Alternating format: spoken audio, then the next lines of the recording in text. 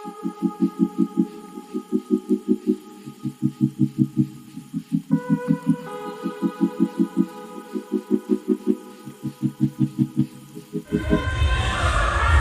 নববর্ষের শুভেচ্ছা জানিয়ে আজকে আমি আমার এই ভিডিওটা শ্যুট করছি।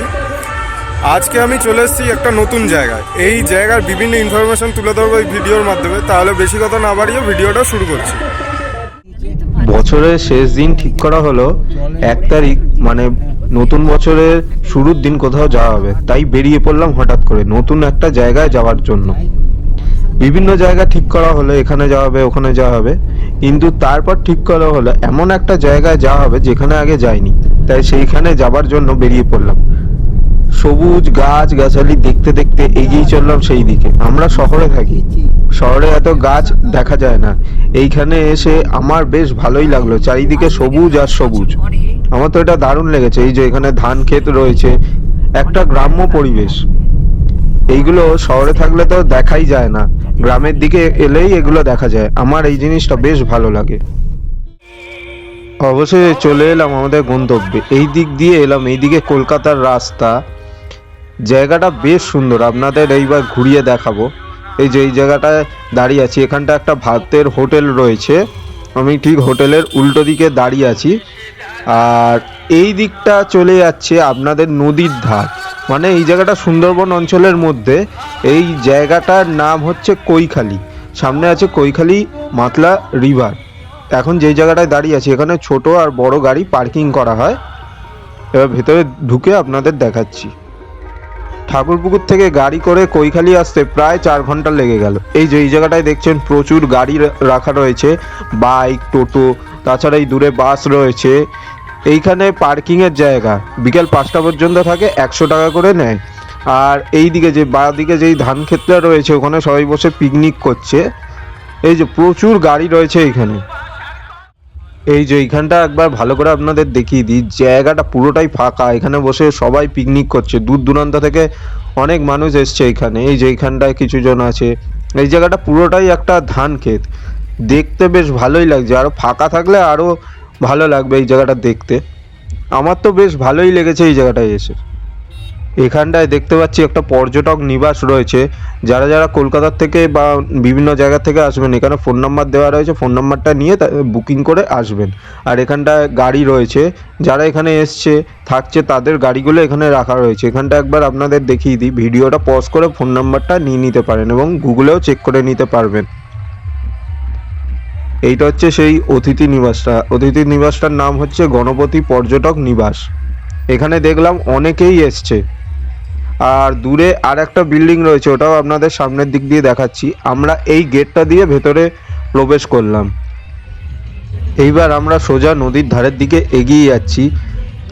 সামনে আরো অনেক কিছু দেখার রয়েছে, সেগুলো আপনাদের ঘুরিয়ে ঘুরিয়ে দেখাবো। এখানে জানলাম একটা কৈখালি রামকৃষ্ণ আশ্রম রয়েছে, বেশ সুন্দর।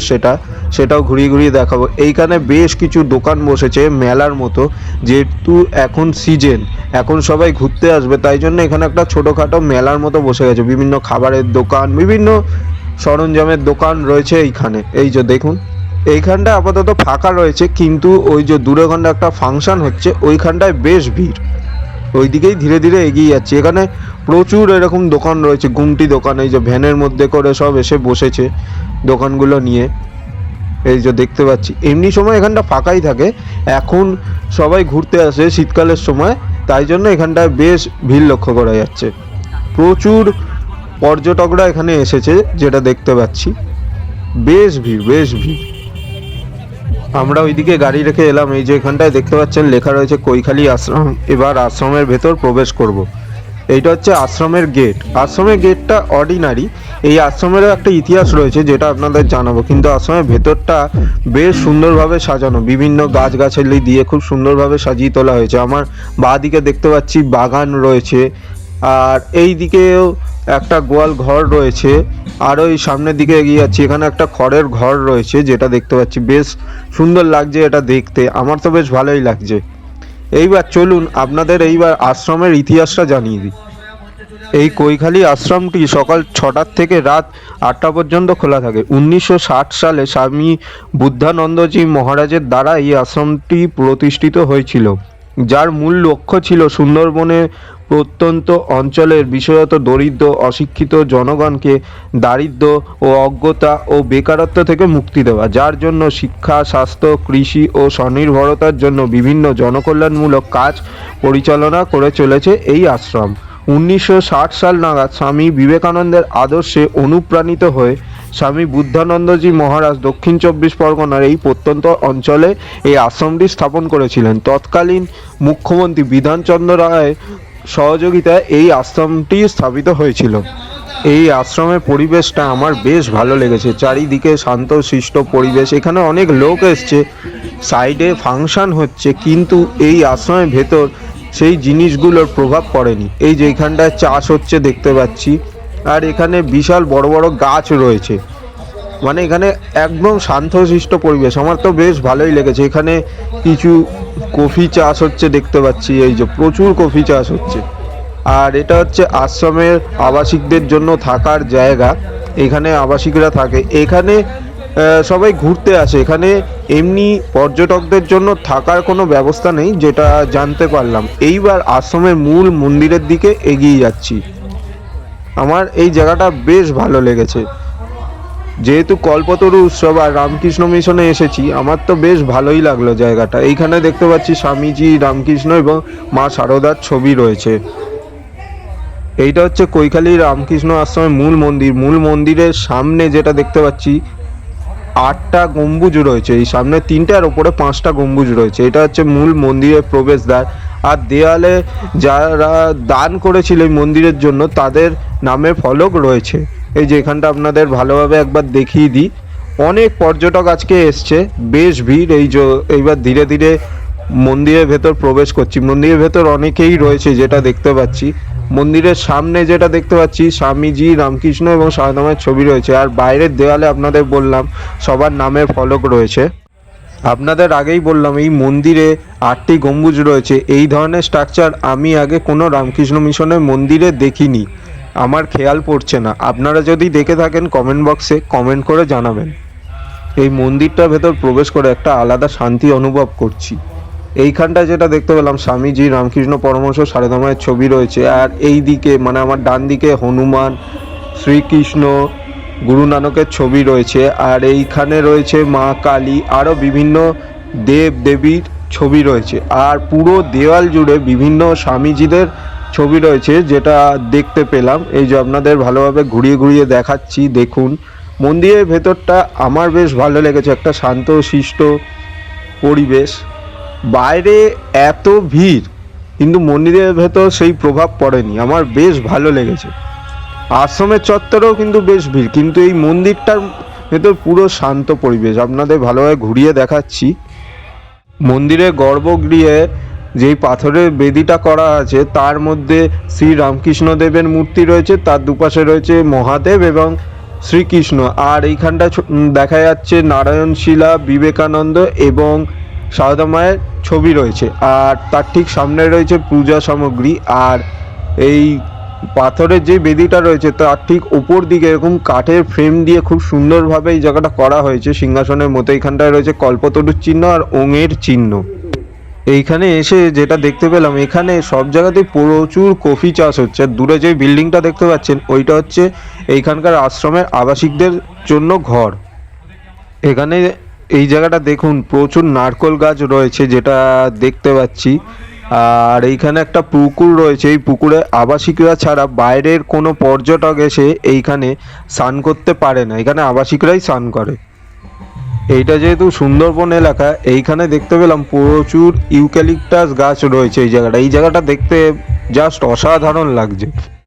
আপনাদের একবার এই আশ্রমের চারিদিকটা ঘুরিয়ে দেখাই, আমার তো বেশ ভালোই লেগেছে, আপনাদেরও ভালো লাগবে এ কথা হলফ করে বলতেই পারি। একবার ঘুরে দেখুন, চারদিকে গাছগাছালিতে ভর্তি, একটা শান্ত শিষ্ট পরিবেশ, দারুণ লাগলো জায়গাটা। এইবার নদীর পাড়ে চলে এসেছি। এইখানটায় দেখতে পাচ্ছি Kaikhali tourist board owner and labour welfare অ্যাসোসিয়েশনের ভাড়ার তালিকা রয়েছে। মানে এইখান থেকে ওই লঞ্চ বা ওই নৌকোগুলো ভাড়া করে আপনারা সাইট সিন করতে পারবেন, কত সময়ের জন্য কত ভাড়া সেইটা এখানে লেখা রয়েছে, এবং ওই বোটগুলোতে কতজন করে উঠতে পারবেন পুরো ডিটেলসটা এখানটায় দেওয়া রয়েছে। আমি এখন মাতলা নদীর ঠিক ধারেই দাঁড়িয়ে আছি। এই যে এখানটায় বোটগুলো রাখা রয়েছে, এইগুলো সাইট সিনের জন্য বের হয়। এই যে এই বোটটায় লোক উঠেছে, এইবার সাইট সিন করানো হবে। এখানটায় প্রচুর ভিড় হয়েছে। এই যে দূরে এই জঙ্গলগুলো দেখতে পাচ্ছি, এই সব ঘুরে ঘুরে দেখে আর কি। এইখানটায় পার্কটা দেখা যাচ্ছে না যেহেতু কুয়াশা। অনেক ভিড় হয়েছে সেই দিন, যেহেতু 1 তারিখ। আর আমার এই ডান দিকটা হচ্ছে ঝড়খালির দিকে। এই জায়গাটায় বাঘ বা কুমির দেখা যায় না, আর একটু দূরে গেলে দেখতে পাবো, যেটা জানতে পারলাম। এখানটা প্রচুর লোক আমি দেখতে পাচ্ছি, সব সাইট সিন করবে, ঘুরবে। এই যে আমি এই দিকটা দিয়ে এসছি, আবার এই দিকেই যাচ্ছি। এই দিক দিয়ে ঘুরে আপনাদের পুরো জায়গাটা দেখাবো। জায়গাটা আমার বেশ সুন্দর লেগেছে। নদীর এই পাড়ে প্রচুর এরকম দোকান বসেছে, আর এখানটায় দেখতে পাচ্ছি প্রচুর ভিড় হয়েছে, প্রচুর লোক এসছে নানান দিক দিয়ে। এইখানে এরকম প্রচুর খাবার দোকান বসেছে, এখানে খাবার দোকানই বেশি। এটি হলো কৈখালী পর্যটক আবাস। রামকৃষ্ণ মিশন আশ্রম নিমপিট থেকে এই পর্যটক আবাসটা পরিচালনা করা হয়। নিমপিট রামকৃষ্ণ মিশন আশ্রমে কথা বললে এইখানে থাকার ব্যবস্থা হয়ে যাবে।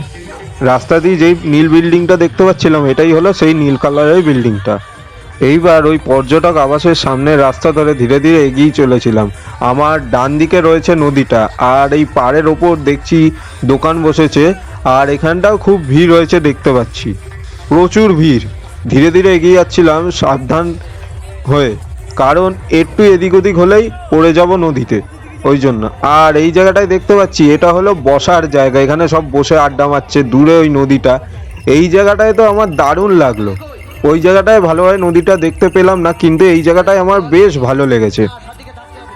এই নদীটি প্রবাহ পথে দুদিকে 2 ভাগে বিভক্ত হয়েছে। একটি প্রবাহ পথ কুলতলি গড়ান বোস হয়ে সুন্দরবনে গেছে, অন্য প্রবাহটি বাসন্তী পাঠানখালী সূর্যবেড়িয়া হয়ে বিদ্যাধরী নদীতে মিশে গেছে। অবশেষে বাড়ি ফেরার পালা, সূর্যোদয়ের সময়ও হয়ে এসেছে। 1 জানুয়ারির এই দিনটা আমার সারা বছর মনে থাকবে। এত সুন্দরভাবে কাটালাম এই দিনটা, ভোলার নয়।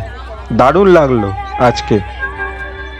ভালো থাকবেন সবাই, আবার ফিরে আসবো নতুন কোনো ভিডিও নিয়ে। নতুন বছর সবাই ভালো করে কাটাবেন।